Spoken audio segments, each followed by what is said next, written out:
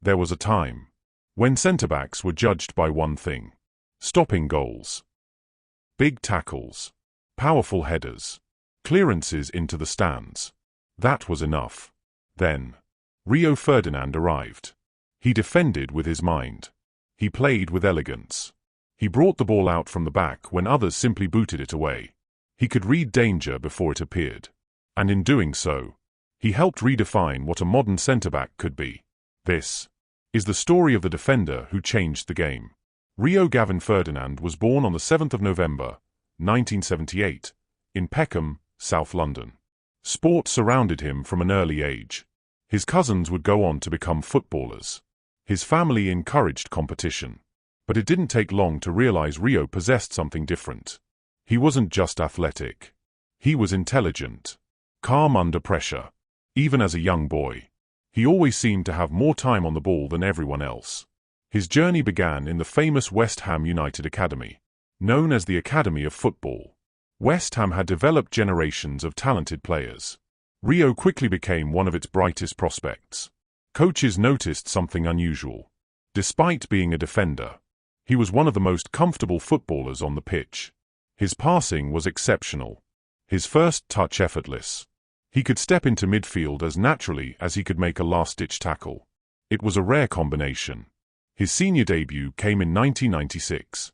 Almost immediately, supporters recognized they were watching someone special. Rio didn't defend with panic. He defended with confidence. Rather than diving into tackles, he stayed on his feet. He anticipated danger, positioned himself perfectly, and made defending look almost effortless. Great defenders don't always make spectacular challenges. Often, they make sure they never need to. His performances soon attracted England's biggest clubs. In 2000, Leeds United paid a British record transfer fee for a defender. The expectation was enormous. Rio never looked intimidated. Elland Road became the stage where he announced himself as one of Europe's finest young defenders. Leeds were building an exciting side. Harry Kewell, Mark Viduka, Alan Smith, Jonathan Woodgate. Young, fearless, full of ambition, Rio became the foundation. His composure allowed the entire team to play with confidence, knowing he was behind them. Then came the UEFA Champions League. Leeds reached the semi-finals, one of the greatest European runs in the club's history. Facing some of the finest attackers in world football, Rio looked completely at home. Strong enough to compete physically, quick enough to recover, intelligent enough to stay one step ahead. Europe had discovered England's next great defender. In 2002, another record fell.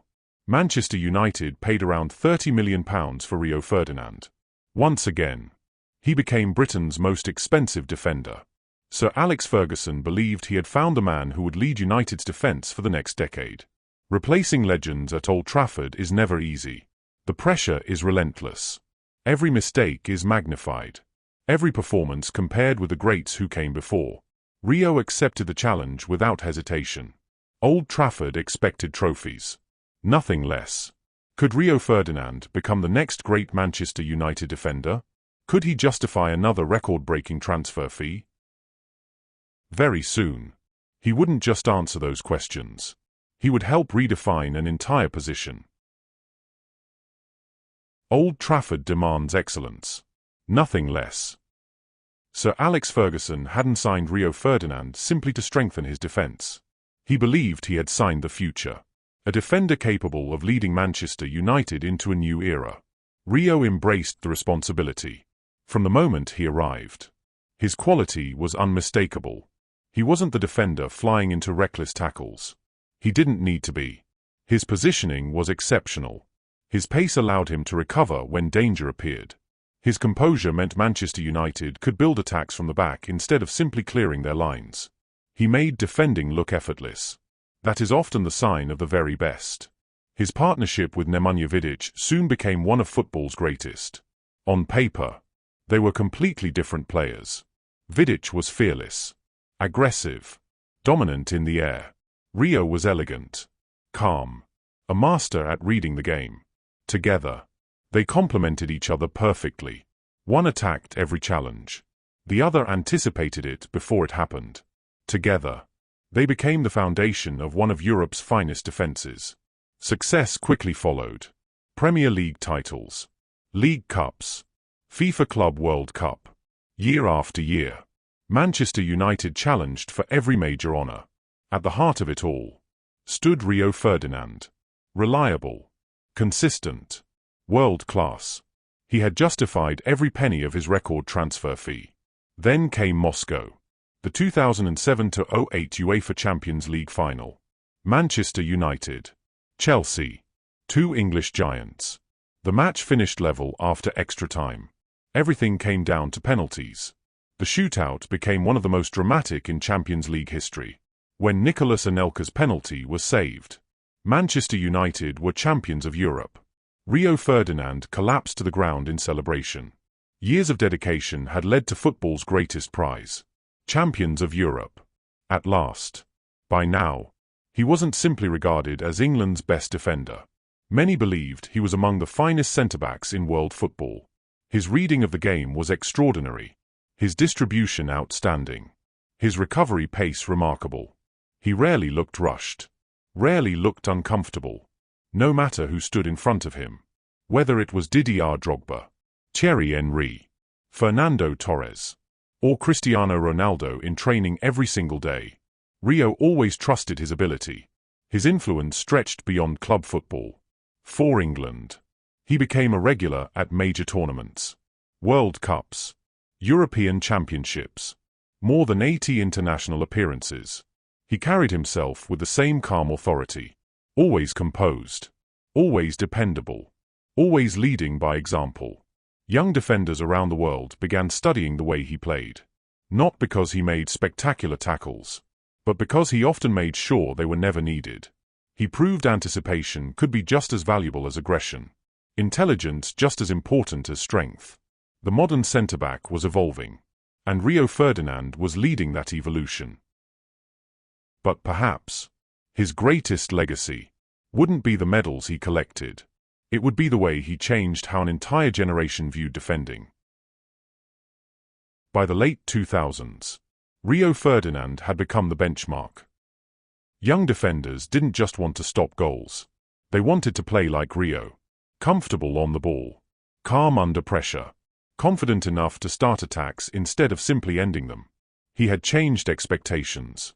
Manchester United continued to dominate English football. Premier League titles followed. League Cups. The FIFA Club World Cup.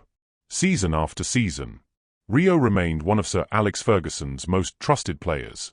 His consistency became one of his greatest strengths. Week after week, he delivered performances that rarely grabbed the headlines. Because the very best defenders often go unnoticed. If you barely mention their name during a match, it usually means they've done their job perfectly. As the years passed, Rio adapted. His explosive pace naturally began to fade, but his football intelligence continued to grow. He relied even more on positioning, experience, leadership. He understood the game so well that he often knew where the ball was going before it had even been passed. That is something no amount of speed can replace. His influence reached far beyond Manchester United. Young defenders across the world began modeling their game on him. Instead of diving into tackles, they stayed patient. Instead of clearing the ball aimlessly, they looked for a pass. Instead of defending through fear, they defended through intelligence. Rio Ferdinand had helped redefine what coaches expected from an elite centre-back. His individual honours reflected his remarkable consistency. 6 Premier League titles, the UEFA Champions League, the FIFA Club World Cup, League Cups, numerous elections in the PFA Team of the Year, recognition from teammates, respect from opponents, admiration from supporters. Few defenders remained at the very top for as long as Rio Ferdinand. Away from football, life presented challenges no one could prepare for. In 2015, his wife, Rebecca Ellison, sadly passed away after battling cancer. It was an unimaginable loss. Rio later spoke openly about grief, fatherhood, mental health. His honesty helped many people facing similar struggles. Once again, he showed leadership, not on a football pitch, but in life. Following his retirement, Rio remained close to the game, working as a television pundit, sharing his knowledge, breaking down defending with the same intelligence that had defined his playing career. A new generation discovered why he had been so special, not simply because he won trophies, but because he understood football at the highest level. So, what made Rio Ferdinand different? Was it his pace? His passing? His composure? His leadership? Perhaps. But there was something even greater. He made defending look easy. The greatest defenders aren't always the ones making spectacular last-ditch tackles. They're the ones who stop danger before it ever develops. Rio mastered that art. He read the game, trusted his instincts, and gave his teammates confidence every time he stepped onto the pitch. Today, almost every elite centre-back is expected to play out from the back, to stay composed under pressure, to begin attacks with intelligent passing. When Rio Ferdinand was doing it, that wasn't the norm. He helped shape the modern defender. His influence can still be seen every weekend across world football. Football has produced countless outstanding defenders. Some were warriors. Some were leaders. Some relied on strength alone. Rio Ferdinand brought something different. Elegance. Intelligence. Composure. He proved that a defender could dominate a match without flying into tackles. That reading the game could be just as powerful as winning it. And in doing so, he changed how the position would be played for generations to come. That's why Rio Ferdinand will always be remembered as the defender who changed the game. And above all, a true footballing icon.